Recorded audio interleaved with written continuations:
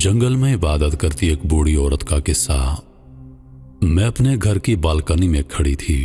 मेरी तवज्जो बाहर सड़क पर आने वाले जाने लोगों पर मरकूज थी कि अचानक मेरे बाबा ने मुझे आवाज दी। मैंने जवाब दिया तो कहने लगे, चलो कहीं सैर को चलते हैं। हमारा घर एक पुरफिजा इलाके में था। हम बातें करते करते चल रहे थे। आज उनकी गुफ्तगू से मुझे अंदाजा हो रहा था जैसे वो मेरी शादी के हवाले से बातों बातों में मेरी राय लेना चाहते हैं। हम मुसलसल पैदल चल रहे थे हत्ता कि जंगल का रास्ता शुरू हो गया। अभी आधे रास्ते में थे कि अचानक मुझे एक छोटा सा घर नजर आया। पहले मैं इस बात का जिक्र अब्बू से करने लगी, फिर मैंने सोचा क्यों ना अकेले ही जाकर कुछ देख लेना चाहिए कि आखिर वहां है क्या। मैंने अब्बू से पानी पीने का कहा। वो सवारी पर से नीचे उतरे और पानी लेने चले गए। जैसे ही अब्बू कुछ दूर गए, मैं भी सवारी से नीचे उतरी और उस घर में चली गई। जैसे ही मैं उस घर में दाखिल हुई, मैंने वहां एक उम्र रसीदा खातून को मशगूल इबादत पाया। ये मंजर देखकर मुझे ताज्जुब हुआ। मैंने उन्हें सलाम किया और अदब से उन्हें मुखातब करते हुए पूछा, अम्मा, इस वीरान जंगल में तुम अकेली यहाँ क्या कर रही हो? वो कहने लगी, मैं इसी घर में रहती हूँ और यहाँ पर इबादत करती हूँ। मुझे यह सुनकर हंसी आई और मैंने कह दिया, अम्मा, यहाँ तुम्हारी इबादत को कौन देखता है? वो बोली, मेरा अल्लाह।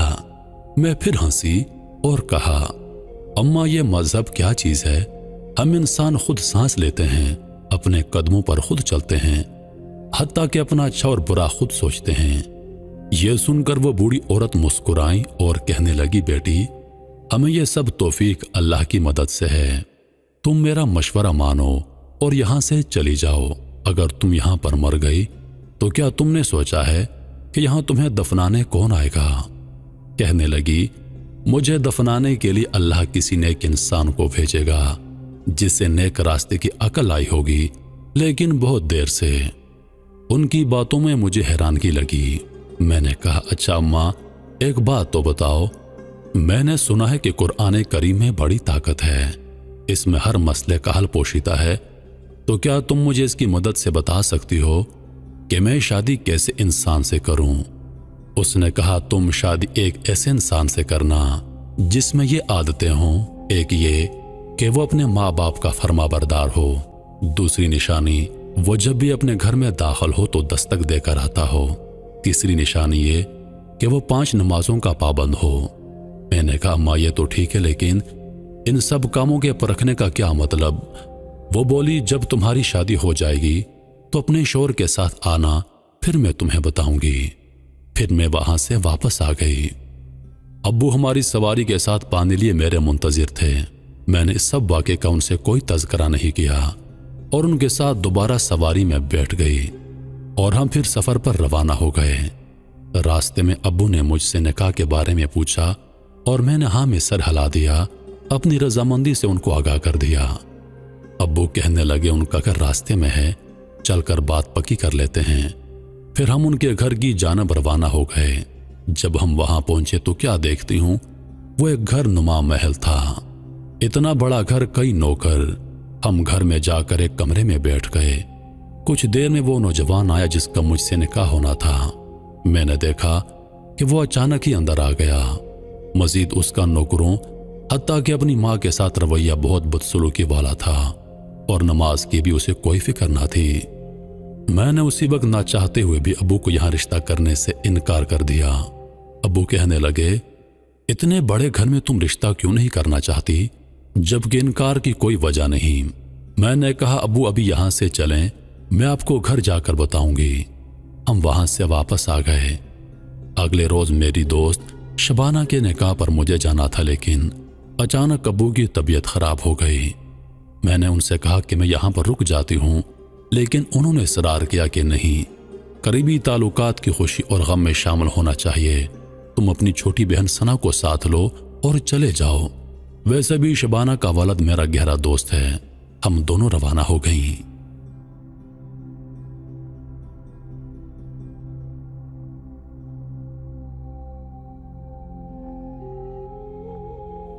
अब्बू ने हमें शबाना के वालद को देने के लिए पनीर दी थी। जब हम रास्ते में थे तो हमारे हाथ में पनीर देखकर कुछ कौवों ने हम पर हमला कर दिया।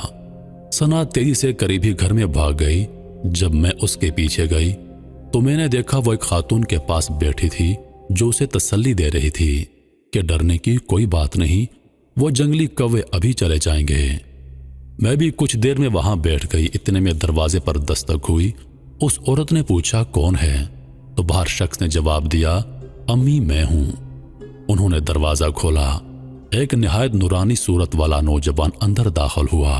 वो बहुत जल्दी में था। कहने लगा अम्मी जान मेरे कपड़ों पर छींटे पड़ गए हैं, जल्दी से मुझे कोई लिबास दे दें, मुझे ज़ोहर की नमाज के लिए देर हो रही है। मैं उसमें वो तीनों खूबियां देख रही थी जो कि मुझे जंगल वाली अम्मा ने बताई थी। खैर उस वक्त हम वहां से चले गए और शबाना के निकाह में शिरकत की। मैं उसके बारे में अब्बू जान से जिक्र करना चाहती थी और बिल आखिर तीसरे दिन मैंने अब्बू से उस सब के बारे में बात की। अब्बू बहुत खुश हो गए। कहने लगे मैं आज ही उस नौजवान के घर जाकर बात करता हूं। उनका घर हमारे घर के करीब था। अब उसी दिन वहां पर गए। उनकी वालिदा और उस नौजवान ने उनका बहुत एहतराम किया और हमारी बात पक्की हो गई। 5-6 दिन के बाद हमारा निकाह हो गया। शादी का 1 महीना गुजर चुका था। जिंदगी बहुत सुकून से गुजर रही थी। मुझे उस अम्मा की बात याद आ गई और मैं अपने शोर को साथ लेकर जंगल में गई। जब हम वहां पहुंचे वो बूढ़ी अम्मा सख्त बीमार थी। मैंने कहा अम्मा मैं उन 3 निशानियों का माना जानने आई हूं जो तुमने मुझे परखने का कहा था। वो कहने लगी बेटी जो इंसान अपने माँ बाप की इज्जत करता है वो अपनी बीवी के माँ बाप की भी इज्जत करता है। जो अपने घर के दरवाजे पर दस्तक देकर आता है उसे घर की भी परवाह होती है। और नमाज का पाबंद इंसान अपनी पाकीज़गी का भी ख्याल रखता है और सच और झूठ में फर्क करता है। उसके बाद वो कहने लगी बेटी मेरी आखिरी सांसें चल रही हैं और देखो मुझे दफनाने के लिए तुम लोग आ गए हो। ये देखकर मेरी आंखों में आंसू आ गए। मैंने कलमा पढ़ा।